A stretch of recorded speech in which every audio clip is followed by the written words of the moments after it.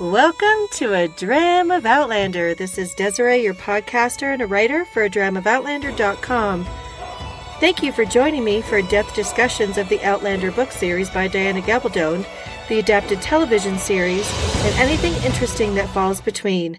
This is podcast episode 159, and we are discussing season 4, episode 408, Wilmington. It was directed by Jennifer Getzinger and written by Luke Schelhaas.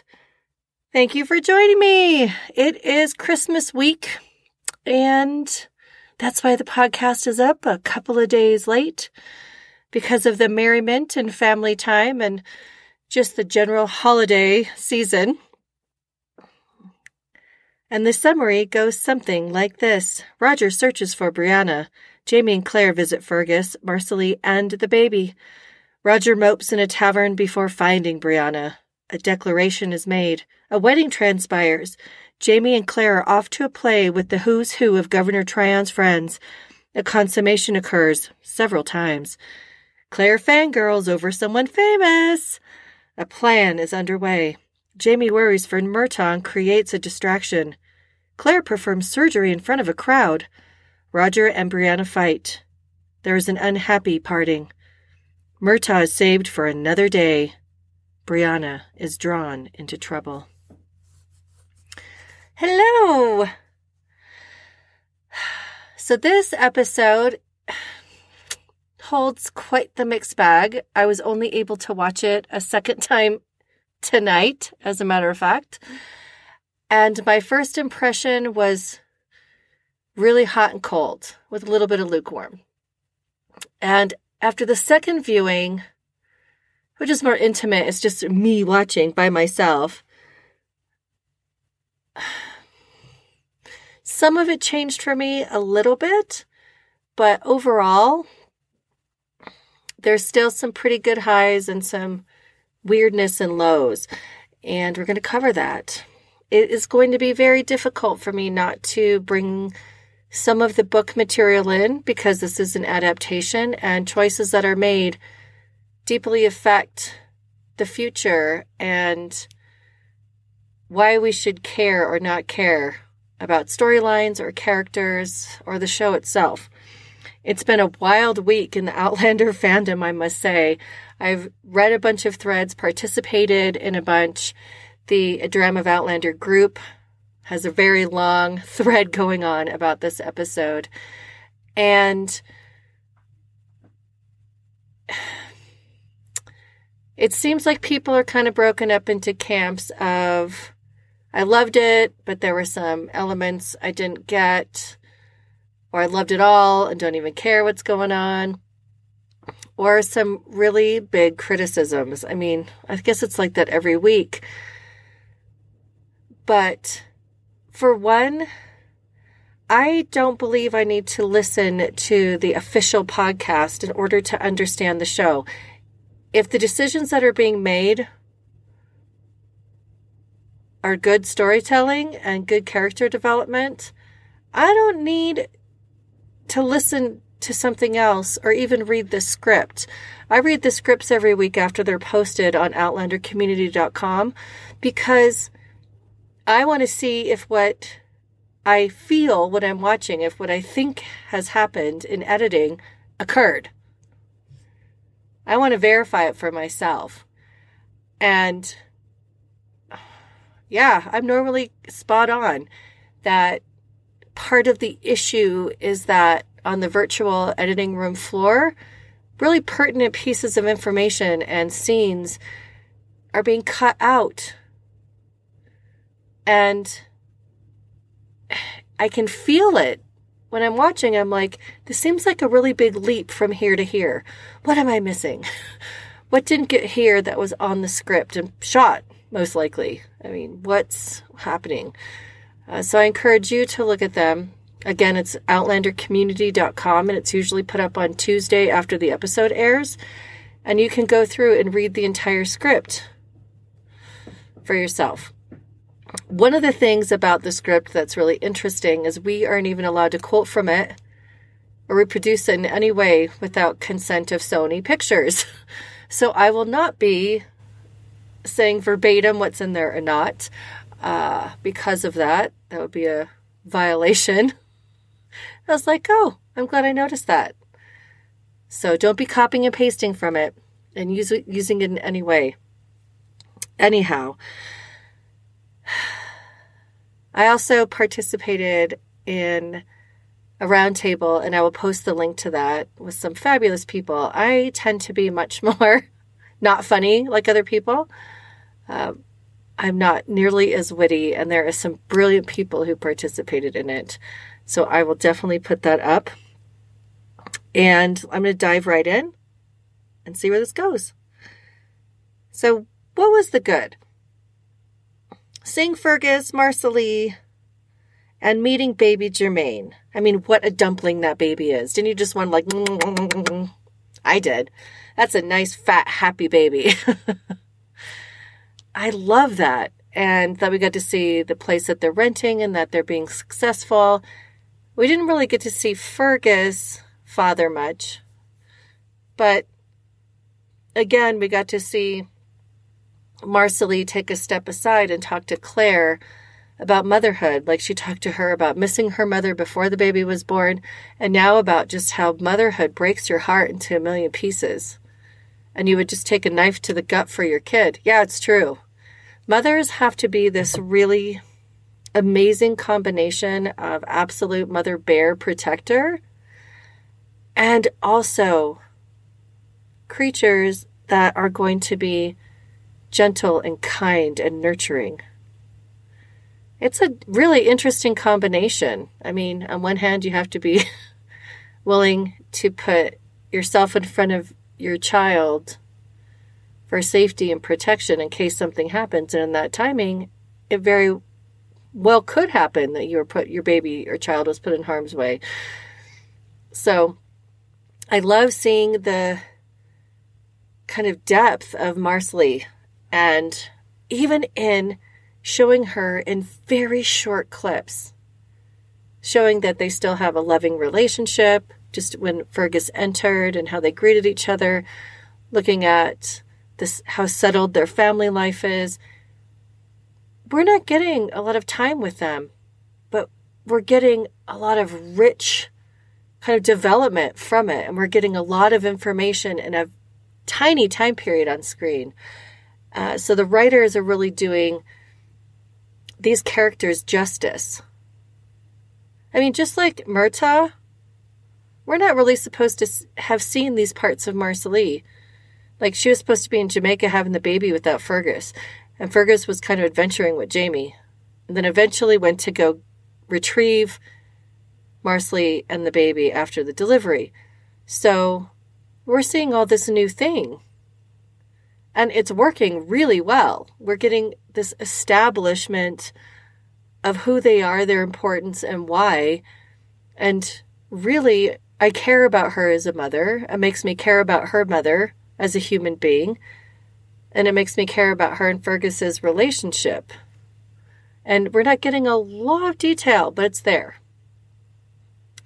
And we saw that Fergus is working for the printer who printed the notice, the infamous house fire notice. So things are going well for them. They're doing a great job.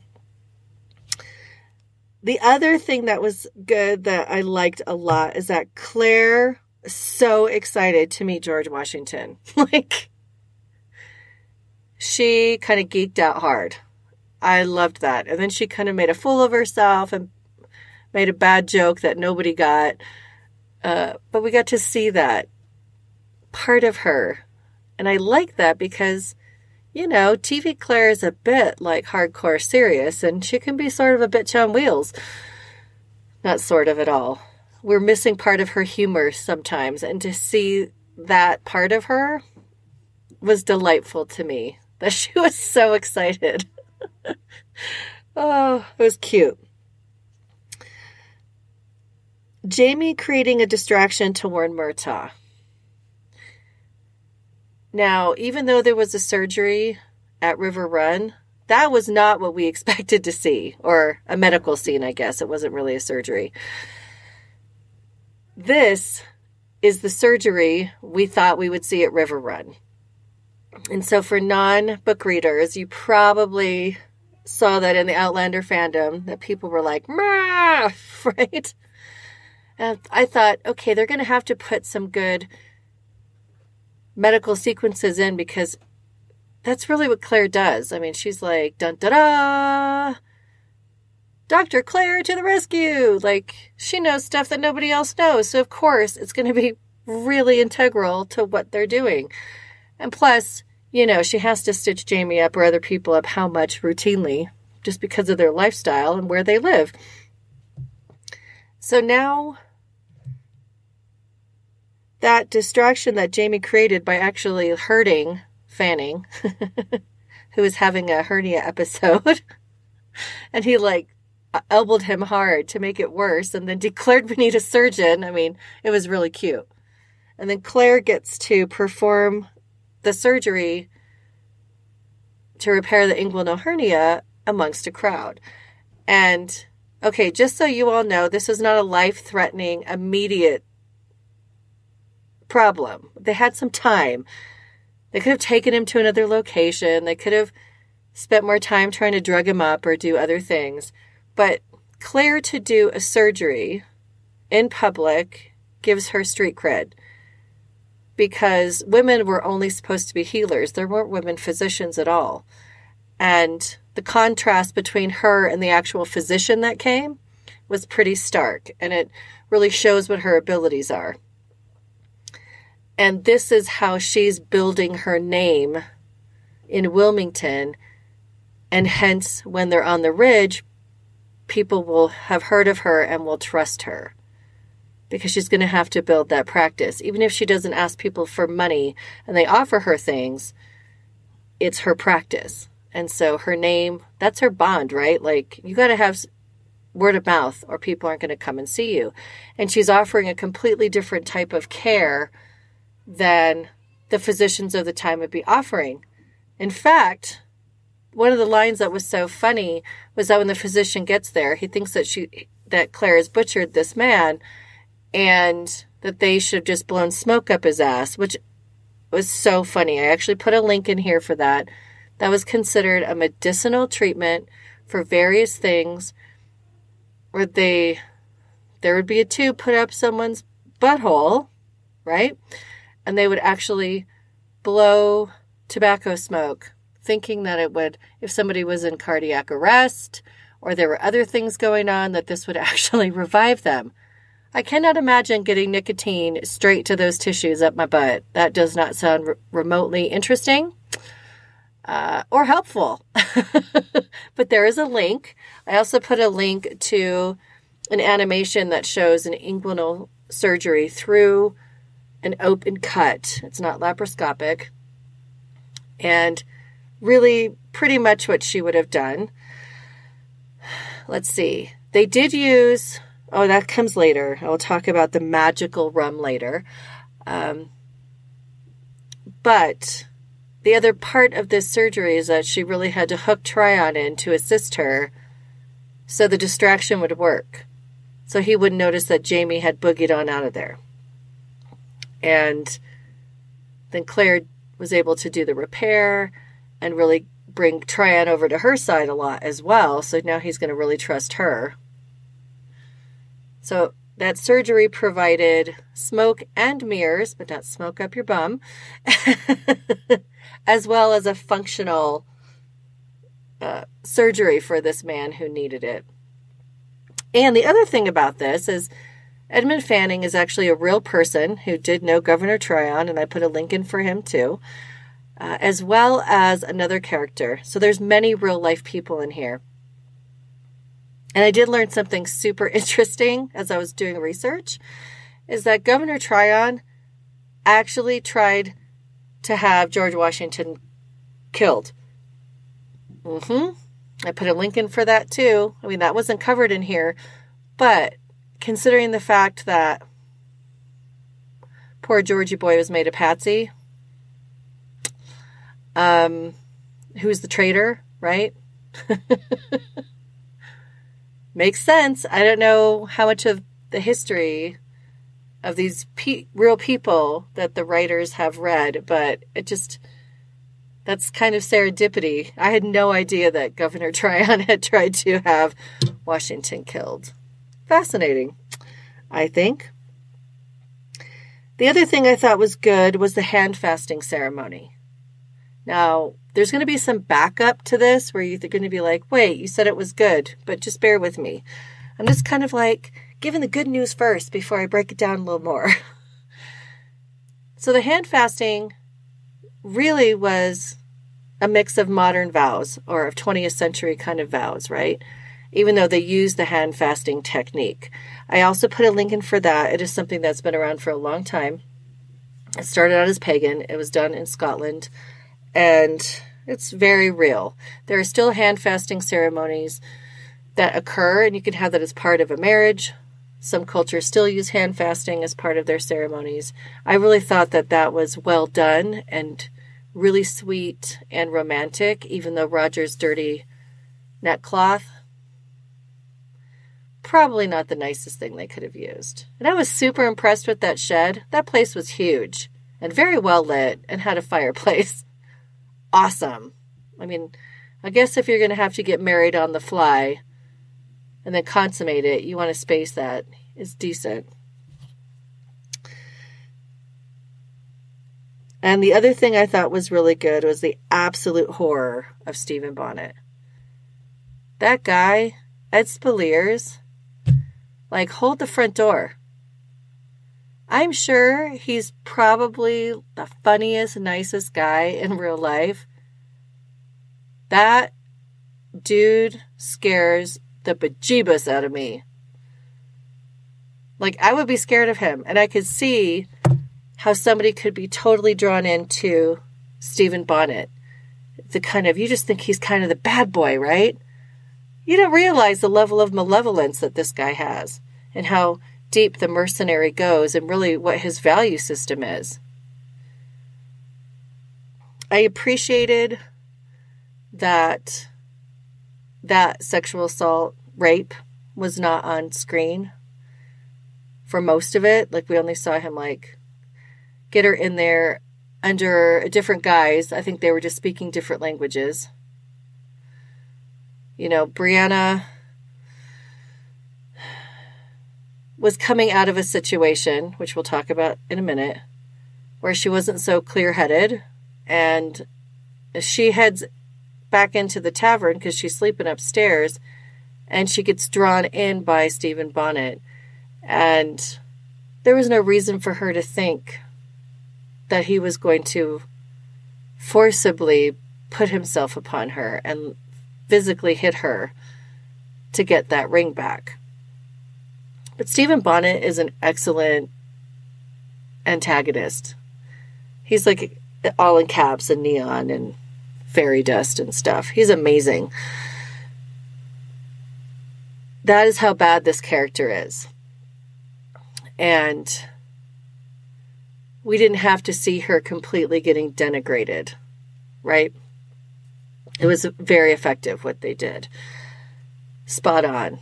That part, spot on. The okay part, so now I'm backtracking a little bit, is the sexy time between Roger and Brianna. Like, this woman is a virgin. You don't go straight to, like, peen to vagina penetration, right? That's just a not okay. There should have been, besides kissing, that is not enough. It's just not enough to kind of lubricate a woman's body.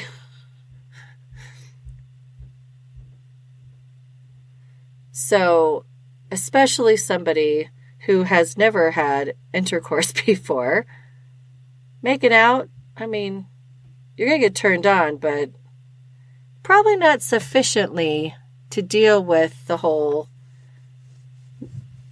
having sex the first time and having a penis in your vagina. So, that part made me go, They could have been more delicate with that. Beyond kissing her and then touching her a little bit when she was naked.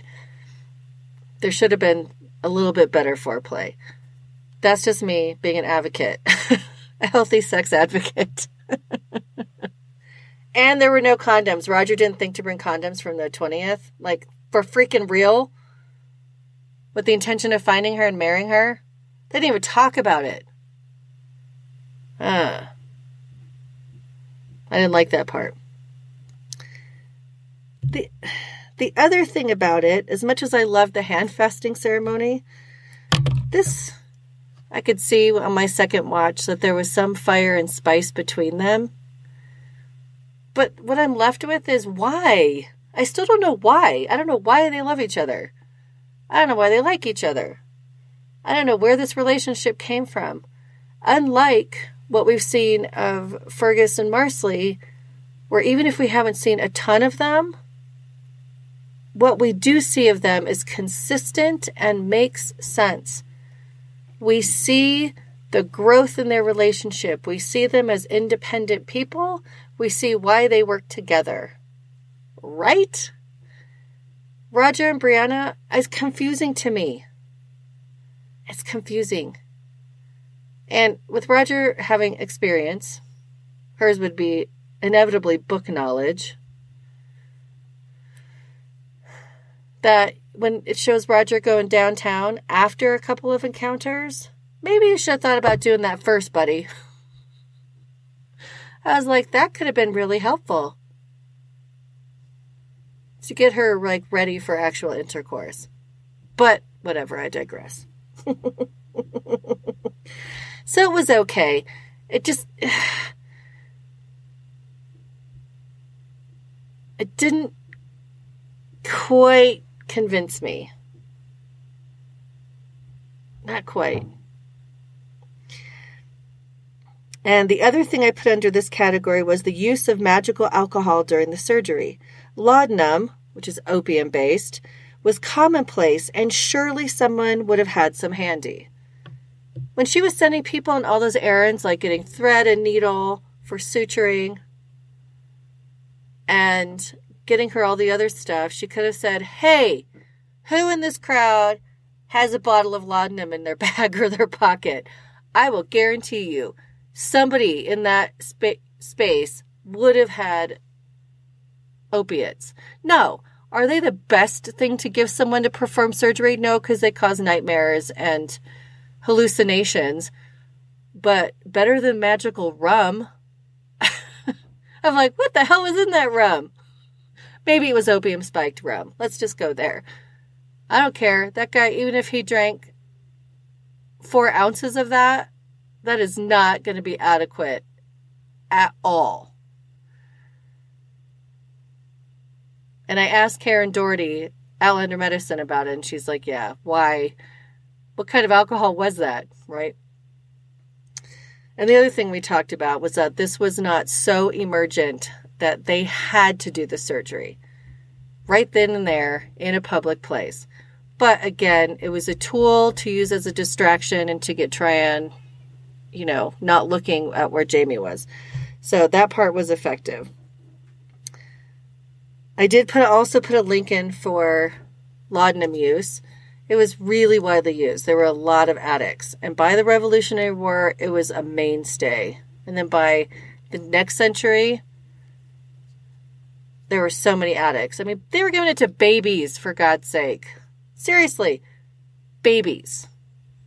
If you start looking at the history of medicinal remedies, Western medicine, you're going to see some crazy stuff like cocaine and stuff. That's great. Let's give that to babies, shall we? Awesome. That breast milk isn't good enough. You need this. So we freak out at somebody putting a little bit of whiskey or bourbon on a baby's gums when they're teething and in pain. A couple of drops of whiskey is not going to hurt a baby. I mean, thank God we're not giving them opium anymore. It was crazy town. I'm sure we had a bunch of little addict kids running around. So the ugly. Now I'm backing up a little bit more. Maybe I should have done the ugly first, but I wanted to give you the good news before anything else. The ugly for me was after Roger and Brianna reuniting, which was nice. I'm glad they met again. Was the fact that it just moved so quickly. They see each other and they hug, and then they feel like they're being watched and they need to have private. So they go outside in front of the frickin' tavern window where, we finally see Lizzie coming down and staring at them. And it looks like they start arguing. And then Brianna softens and goes with Roger, but it looks like he's yanking her behind him. And she confesses her love, like just blurts it out.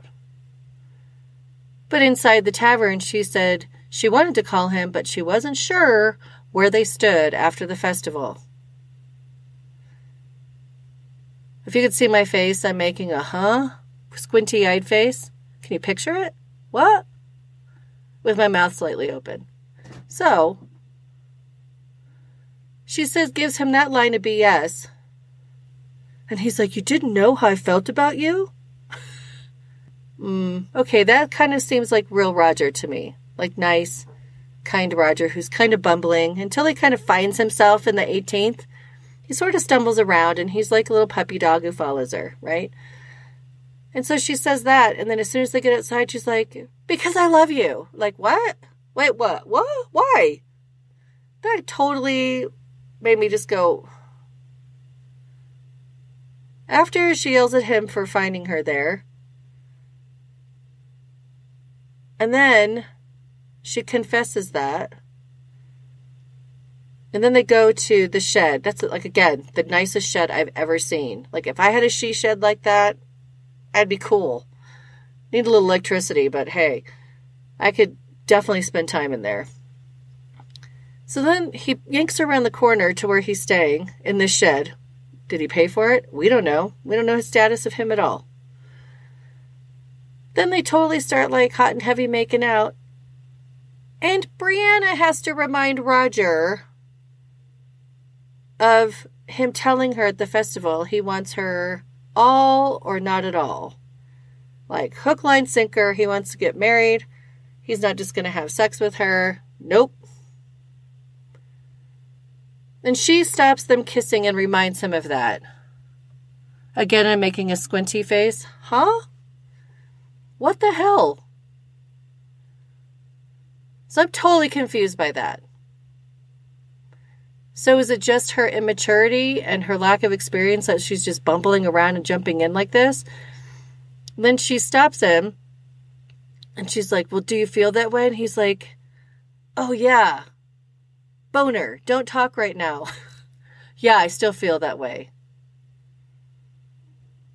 Didn't seem like he felt that way. It seemed like he was just gonna want to tear her clothes off, tear his clothes off, and get down to business. Like he'd resigned himself that she didn't want that. I know. Erections really don't care. They don't care about morals and ethics, and they don't care about really what you want or what your feelings are half the time. They just, they're not reliable narrators in your life, men. I know I have to have some male listeners. Yeah.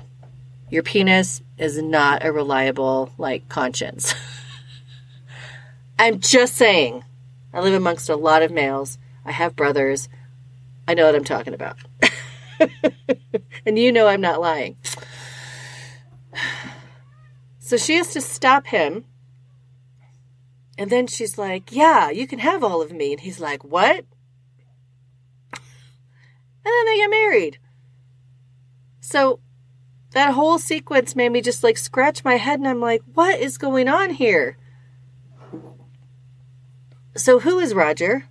Where did that come from? So it made it look like he just wanted to get into her pants. That's all. This whole scene made it look like that. Oh, yes, that's exactly what I want. Okay. I want a wifey. Again, now I have big wide eyes.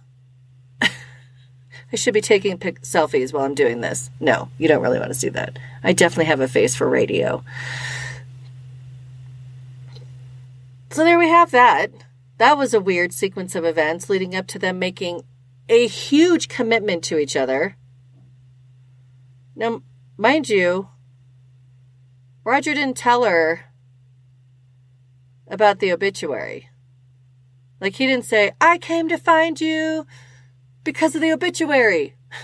Like, when I read your letter, I came after you because I knew too. Like, he called her and she was gone. I was under the impression he had called her to tell her about it then. Not that he didn't tell her because he just wanted her to be happy. So some of this confused me. They integrated some really good book lines here in this whole scene with them, if you piece it together without moving to other scenes. They did put in some really good book scenes, but then I'm still trying to get a grasp on these characters. What makes them tick and why we should care about them.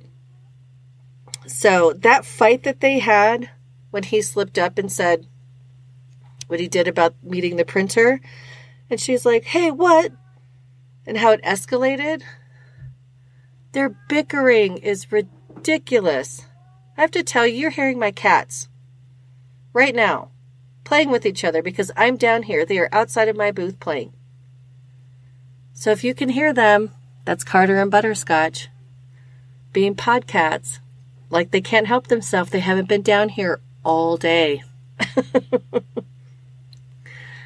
Anyway, I digress. I will move back on point. So that fight that escalates between them, she just seems to me like she's in a position of weakness. She feels small against Roger. Instead of Marsali, the actress who plays her, is tiny. She fits in she's teeny tiny person. Nell Hudson, who plays Leary, is a teeny tiny woman. They've got fire in their belly. The actress who plays Jenny is a tiny pocket woman. That woman is scary, right? Fire. Brianna, where's her fire? I mean, so yeah, she decided to adventure through time and do that stuff and go to help her parents. But it doesn't seem like she's got this thing in her, the fire that her father has or that her mother has. She seems like she's not strong. She comes off as weak and easy to victimize and very young. Now, for all the things that Brianna's been through, just like young Ian, her maturity level had to come up fairly quickly. When her bubble was burst about her parents' marriage, and then when Frank died, and Sandy, and all the things, right? And learning all these things, she had to grow up really quickly, and she did. She became a young woman of means and education. And they kind of treat her, the writers do, like she's not very smart. Mind you, if you had parents like hers, you'd be brilliant, right? Whether it's nature or nurture.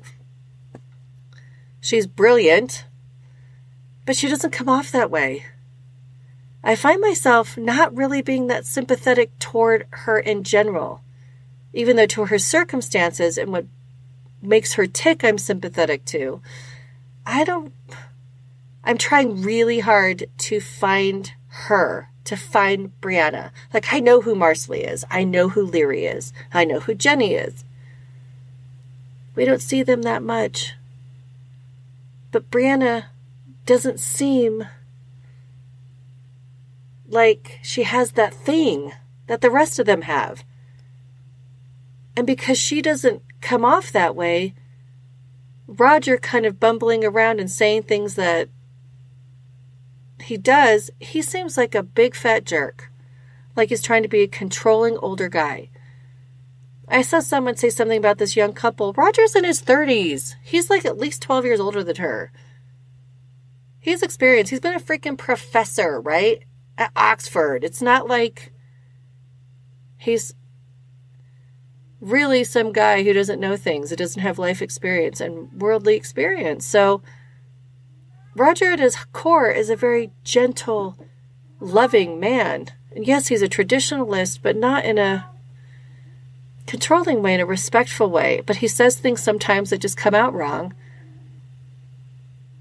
And I found this fight to be sort of disingenuous and to really make Roger look bad. Like, why do we even like him at this point?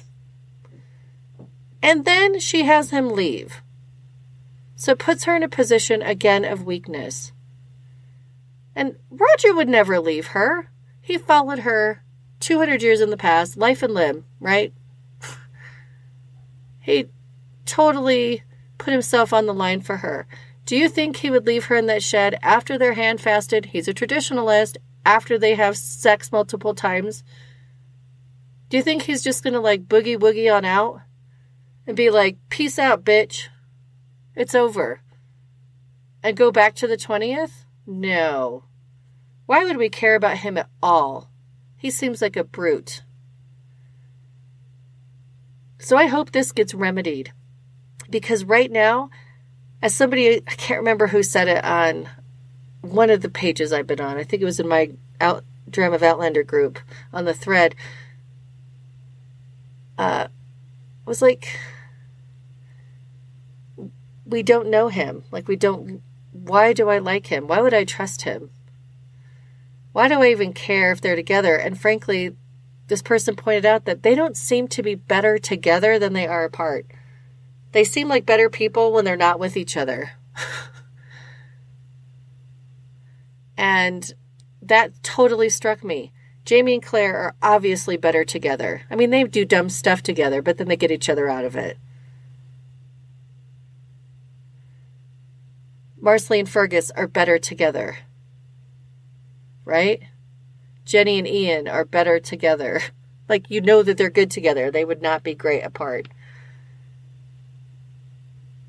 I wish you could see my face right now, even though I have a face for radio. I'm making so many faces. So what compels us to want these characters to succeed? I'll get to a little bit more of that in a minute. But I'm struggling to find those threads that exist in the book or in the books that have not existed for these characters. I don't know why they're being directed this way, written this way, played this way.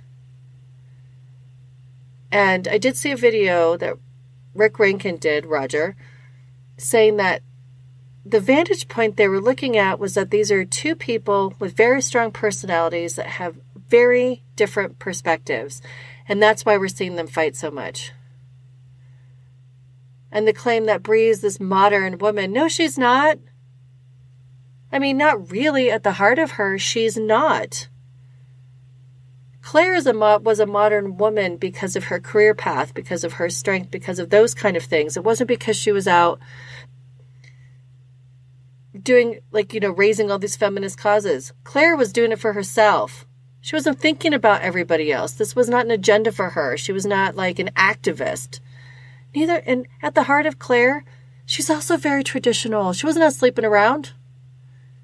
She married Jamie. She married Frank. She stayed with Frank. She's a traditionalist. At heart. So is Brianna. She's the one who wanted to marry Roger, finally confessed her love, did all of that stuff. She pursued it. She remained a virgin. She didn't have to. She had no supervision. So Brianna's not this feminist, modern thinker. She thinks the way she does because of her upbringing. Her actions are attributed to that. There had to be a lot of childhood trauma. We've seen some of it in the show. She's affected by that. So her case for not wanting to get married really didn't have anything to do with modernity, feminism.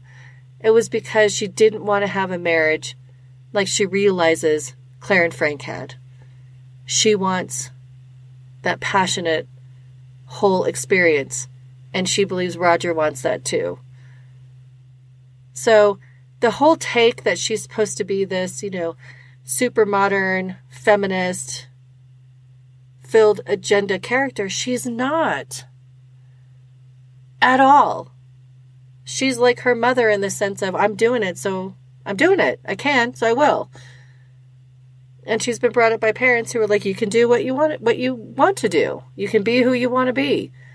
But that didn't have to do with outside cultural forces, necessarily. So, that is a bone I have to pick. The other ugly that I came off with was Murtagh being an ungrateful jerk when Fergus shows up to warn him. I cannot for the life of me understand what is happening here. I know they're doing that flashing neon sign, regulators, taxes, and try and be like, I love the taxes, we need more taxes. Okay, yin yang, right? Positive, negative, we get it. But the fact that he and Jamie are in such opposition of each other, why haven't Claire and Jamie told him about the American Revolution that's coming? When he was at the cabin, why didn't they explain everything that's happening in the future so that Murtagh can simmer the F down right now? So Murtagh can bide his time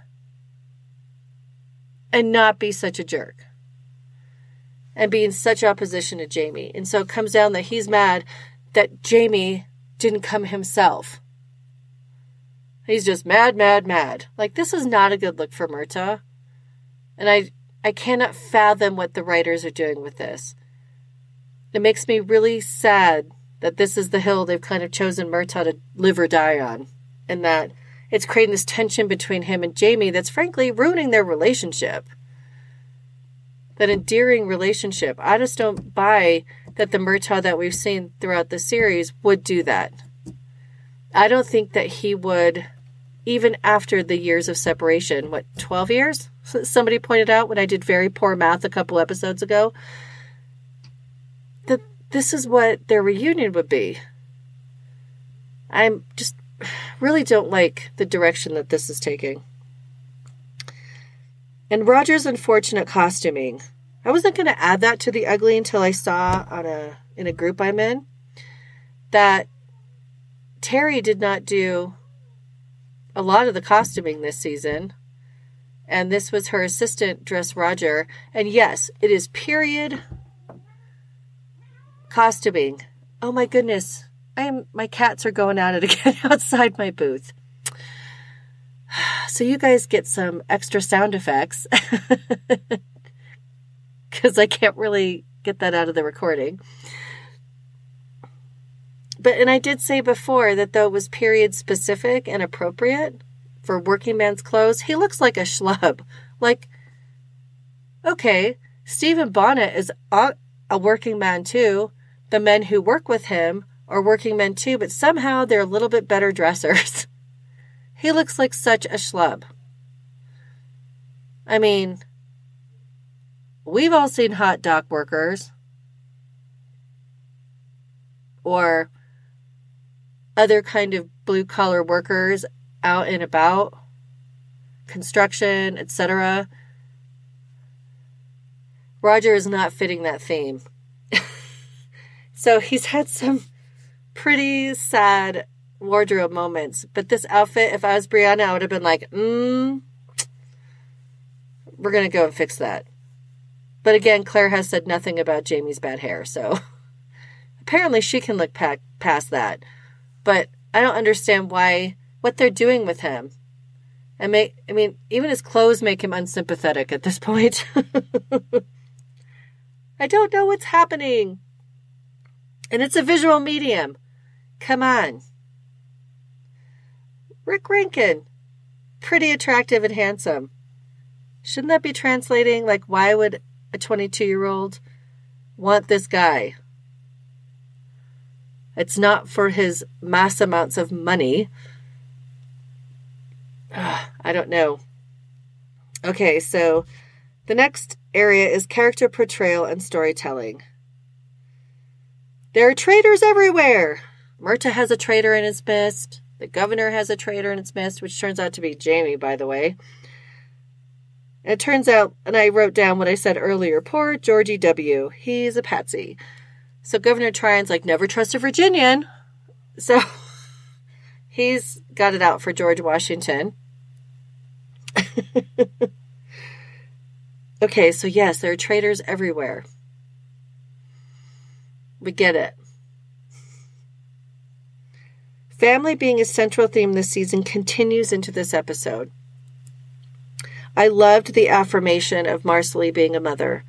I love seeing her growth and her despair and her heart-wrenching connection to being a mother and to her baby.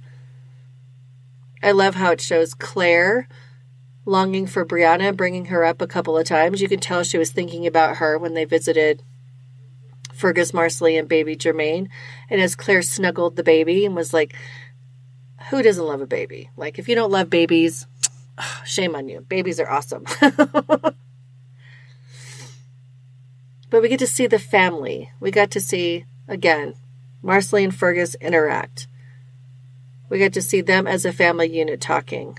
We got to see Claire and Marsali working together. And we see the evolution of their relationship as family, and they're connected, right? And I love that.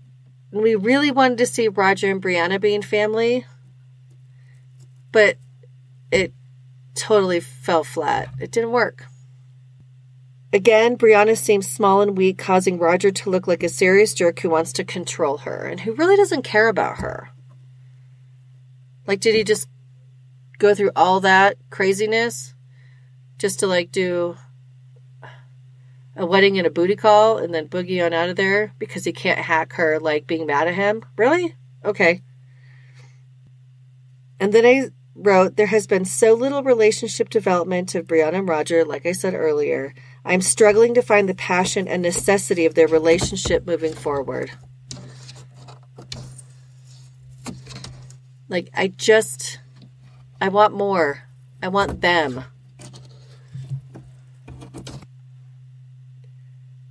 I want what we have for the other characters' relationships. We even saw better relationship development between Lord John Grey and Claire that we have seen between Roger and Brianna. I care more about Claire and Lord John getting along, even if they're frenemies and even if they're like, bitch. I care more about that relationship right now and where that might go. And in that clip that I watched about Rick Rankin, of Rick Rankin, again, he said the fighting added realism and made them seem just like real people. It makes me not care about them as a couple. All the bickering and that being the majority of what we see between them. That they don't listen to each other. They fail to communicate over and over again. You have to communicate. And they're just sucking at it. And might that be realistic? Sure, but it's not realism that I want to see.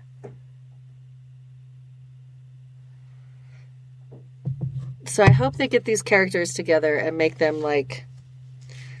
I don't even love to hate them. It's just I'm struggling to like them at all as a couple. Murtagh's sour grapes coupled with Tryon's constant harping about taxes is so in our face. We get it. We get it. We get it. We get it. Something is coming.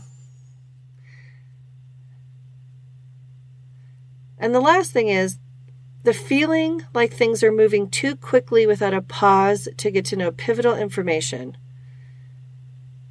That's what I said earlier. Like, I can tell that there are pieces missing. Necessary pieces are missing.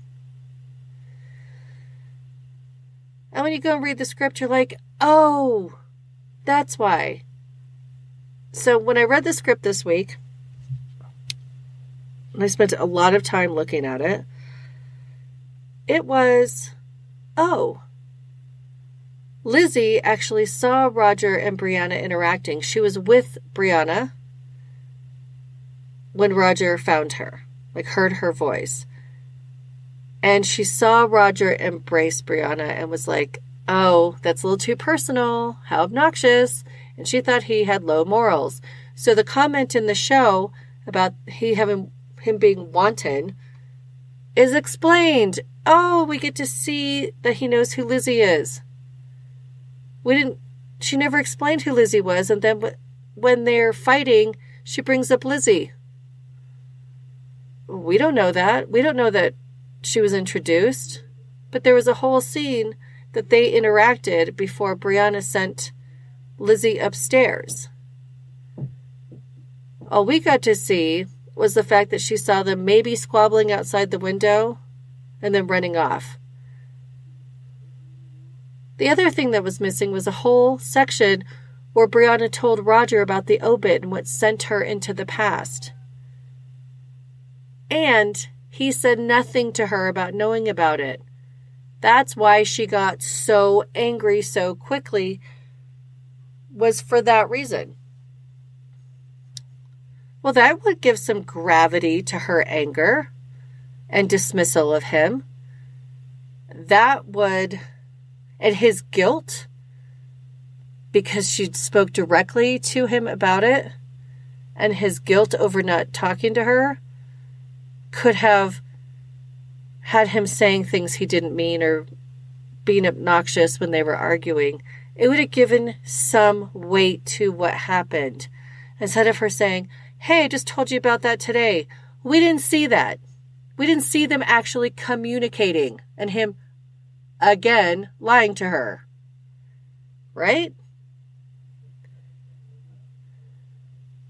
So that whole thing was cut out. And there was more scenes between them that we didn't get to see. Those are the bits that are important.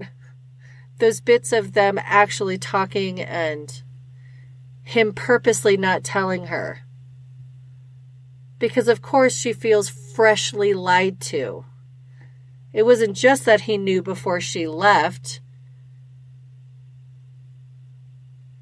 It was the fact that he stood right in front of her on that street and didn't tell her he knew. And so that was a fresh betrayal. That was a fresh lie. And so for her to say, you just wanted me to be happy, so I would marry you. Yes. That makes so much more sense why she would be so angry. But we didn't see it. I don't want to have to read a script or listen to a podcast or watch the behind the scenes to understand what's happening. I've never had to do that with Poldark. I've never had to do with Game of Thrones. I've never had to do with other shows that are well crafted consistently. I understand what they're trying to give me. I can see the subtleties. You can see the weaving, right? I don't have to message Diana Gabaldon or write her letters asking questions all the time when I'm reading the books. I can close my eyes and I can see that web. And I can find those threads that are going to attach 3 books from now or whatever. That's really important. That's what these writers are missing. They need to be reading books, all the books. They need to have that in their wheelhouse and their resources. So when they're adapting the script, which, mind you, is very difficult, and there's some very clever moments, like the surgery at the theater, like Jamie being the point of distraction. It was hilarious. There's some really great things in here. But then, where we had Brianna walking and walking and walking, there could have been something else contextually that mattered. Like they were going to have her skip Lollybrock altogether. Because they wanted to put more time into Leary. Why? Why? Though she's a character that remains, she is not someone that is that important. That we need to develop a sense of knowing and ownership of her as a character. I don't think it made anybody like her more. So, yes, I can get very staunch, and my thing is I'm not listening to the official podcast because I don't want explanations that I shouldn't have to have. I should be able to go, that's clever. But things that are written into scripts and then they're scrapped, That's stuff we needed to see. We need to see Brianna and Roger interacting and creating a bond and see a true friendship between them. I don't know why they can't do that for them like they've done with the other couples. They even built a relationship in very short time with Claire and the Cherokee healer. You could you could feel their bond, and you could feel their relationship and the gravity and importance of it. I'm just missing it here, and I don't know why they're not understanding who these people are. Because, Book Roger, totally my speed. Like, I'd be like, yeah, I'd date him. I'd marry that. TV Roger, Rick Rankin's nice to look at, but I don't want to marry or bed TV Roger. And in Brianna, again, where's her fire? Why are they writing her this way when there are so many strong female characters? Are all the other female characters sucking up the strength and there's none left to give Brianna? I don't know, but I want it so much. I want to see her. You don't have to be a 6-foot-tall Viking berserker to be a Viking berserker. I mean, I know Marsali would cut you. Like, that woman would, she'd find a way. Jenny, for sure. She'd gut you. Not even think about it. If she had to. So, I want Brianna. I want that. I don't know. I don't understand. Again, and I will say it 100 times. I just don't understand. And the implications for who they are. Like, why would Roger come back? Why would Brianna want him back? Now she's left at the end of this episode victimized twice. By Roger, it looks like, and by Bonnet. What is she holding on to with Roger after that? Why didn't she have the gumption to be like, you should have told me, and this is why I'm angry at you, and I'm leaving? Why didn't she, have that strength about her to say, you're a dick and I'm out. I have nothing to do with this right now. I can't believe you did that. And I didn't put it in earlier in my notes, but I really don't like the fact that they had her getting raped by Stephen Bonnet the same night that she got married. And had consensual sex multiple times with Roger in that same, 8-hour period. I don't like that they did that. Give the girl's vagina a break, number one. And number two, the whole scene with Bonnet was him controlling the situation. Again, she had zero kind of participation in that. And this is where I am going to bring the books in. In the books, it was a few days, and Brianna is the one who approached him when she noticed the ring. It was Frank's ring, not this ring, whatever. That's neither here nor there at this point. When she notices the ring, she approaches him. She makes a conscious decision to make a meeting with him. And she's like, I'm doing it during the day. There's going to be people around. I should be safe. She's thinking like a 20th century woman. She presumes that no one's going to allow her to be in harm's way. And it's daytime. It's safe, right? That's what we're taught. Don't go places with strangers at night or whatever. And in this scene, she doesn't have any of that. She's not going into it in a position of strength and under her own, even though it's misguided, under her own thoughts, under her own beliefs. And she's going to get the ring, but she has no idea that this is going to happen. She does not read him properly.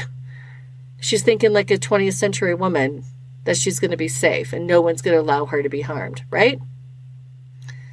Well, in this scenario, that's what happens. Like, nobody helps her, just like in the book. Nobody helps her. They actually, in the books, help Stephen Bonnet do what he's doing to her because she gets out of his room on his boat and they, trip her. So he ends up grabbing her.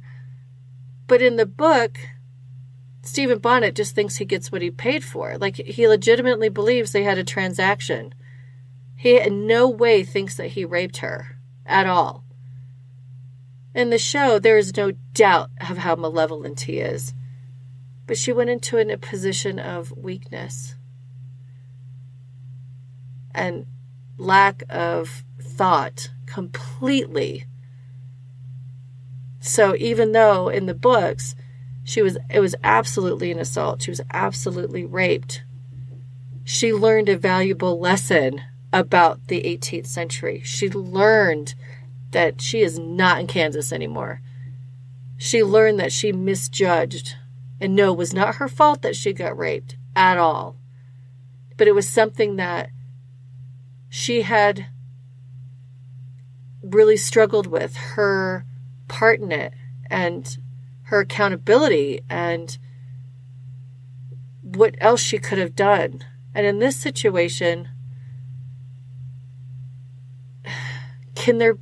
is that struggle going to exist? And so, again, the burden of strength is not on her character. It's on another character taking advantage of her, just like it looks like Roger ultimately took advantage of her and boogied out of there. I would love to hear your thoughts because I'm so conflicted and I don't want to think this way. I don't want to see it and go, because she's not a stupid girl. And maybe they were afraid of showing her in a position of strength, going into a situation that turns out very badly for her. Those are lessons. Like, things that we decide have unintended consequences for ourselves or others, they are very real. And in the book, Brianna made a conscious decision to pursue this avenue. She put herself there unwittingly and unexpectedly, but she still did in her own strength and power. So, I don't know. You let me know what you think. The voicemail is 719-425-9444, and the email is contact@adramavoutlander.com, or you can always go to the thread in the Facebook group, and you can post a comment to me there. You can always send me a message on Facebook. It's under Desiree Andrews. And I wanted to love it. And now I'm a little bit nervous over her meeting Jamie, because they're all in Wilmington, right? I'm a little nervous of that and how that's going to be portrayed. I want a tough as nails Brianna, who's, though young, she's not immature. And she knows herself. And I want her to get that strength. Is TV Brianna going to get that? I don't know. I can't tell you that. I hope so. I mean, it's already in the bag. I secretly wish that the writers would have different names and go into the different groups of fans and see what the fans really think. And it's legitimate. And take it from there while they're writing the next season and really take a look at these characters. Because Meryl said on a video a couple weeks ago, after Down the Rabbit Hole, that she's like, yeah, after we do something, then we're like, oh, what did we just mess up, basically? She didn't say that verbatim, but now what do we have to do? They know that they're putting pitfalls in front of themselves. So why do it? Why have to backtrack and get a different ring? That kind of thing. Why?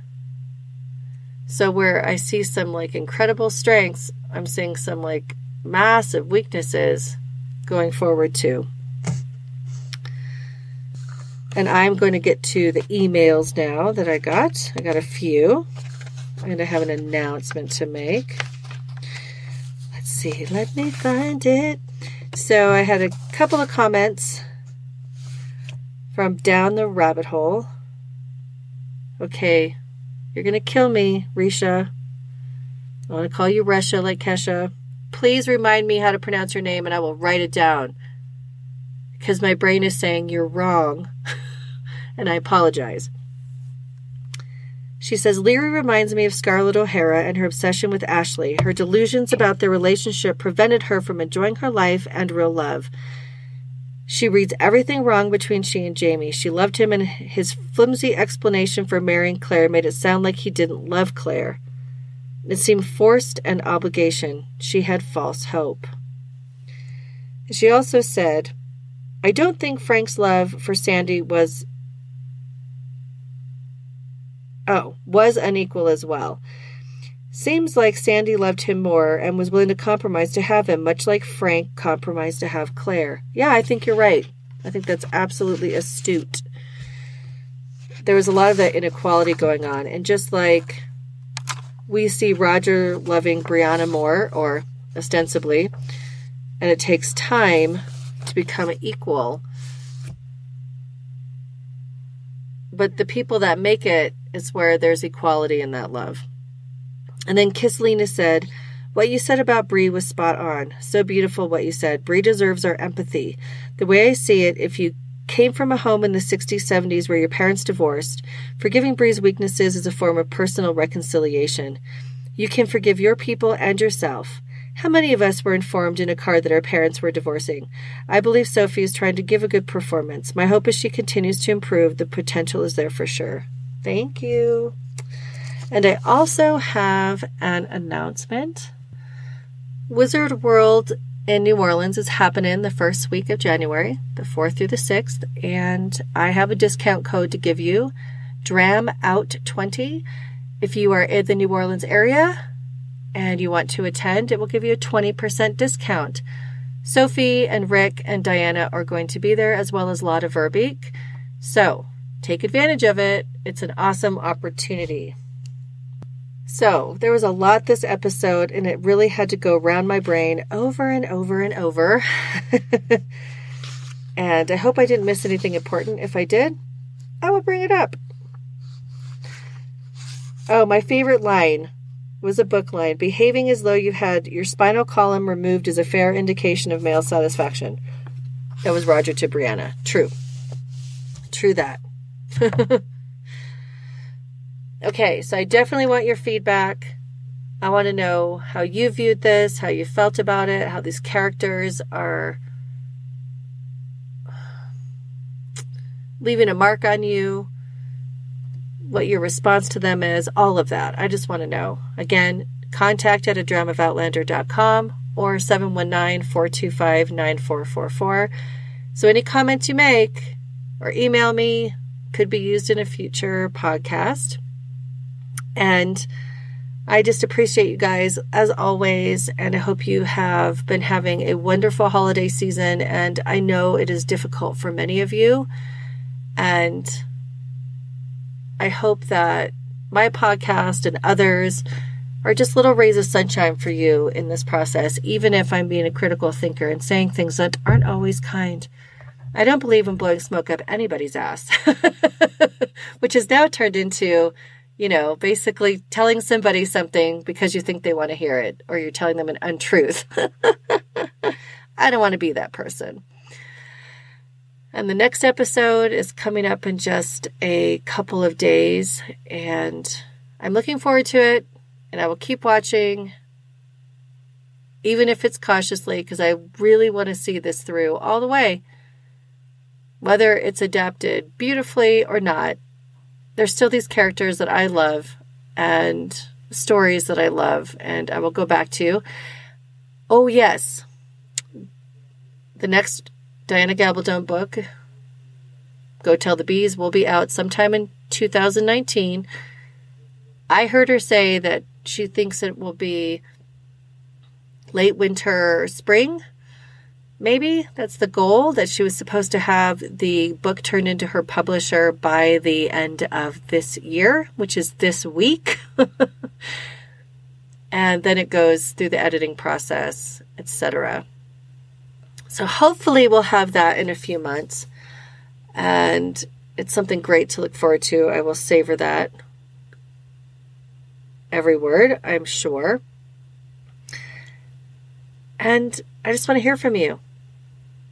And you can support the podcast by sharing the podcast, joining the Facebook group, following the page, coming onto Twitter or Instagram and interacting. That's the best way.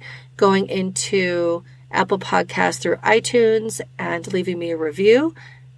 Spotify, Google Play as well. Those all help people find me. And for every 5-star review, it helps people more easily find me. So I would much appreciate you spending just a few minutes doing that. Of course, financially supporting the podcast is always accepted and helpful.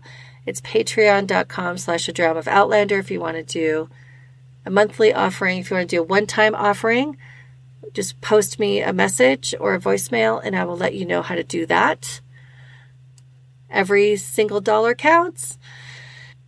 And just listen weekly. That is awesome support. And you guys are amazing listeners. And I'm so grateful that the Facebook group is virtually without having to be moderated. We do. And again, Jan and Patricia are a great help. But for the most part, we don't have to remind anybody to be an adult. It's a really great place to be. And many of the members have said it's a respite for them because so many of the other fan groups are very difficult to be in. And people are just say really hateful things and they can't have good discourse. We are supposed to have differences of opinion and different viewpoints because the material in any kind of medium of art, whether it's television, movies, music, theater, dance, books, painting, sculpture, you name it, we are going to filter any of these art forms through our own experiences and perceptions, our needs. We are going to filter it through ourself. And I don't expect you to see the things the same way I do. That's why I ask for your input. I want your input. I love getting it. And because sometimes you make me think of things that I would never even consider because my brain squirrel is like, I don't know what that is. I won't even look at that. Your brain squirrel might be really awesome and needs to tell me something. So that's why this is such a hot button. And I've never been part of a fandom before. This is my very first time. And sometimes I'm shocked. Sometimes I'm awed. Sometimes I'm appalled. But people are have opinions, man. Just like me. We all have opinions. But they create a bigger picture if you can have actual discourse and discuss things and give your vantage point. And then we can get a better picture of what this says. Even if I don't agree with you, I want to know what it says to you. And how it is filtered through your eyes and through your heart. All right. So thank you for listening. And until next time, Slán Java.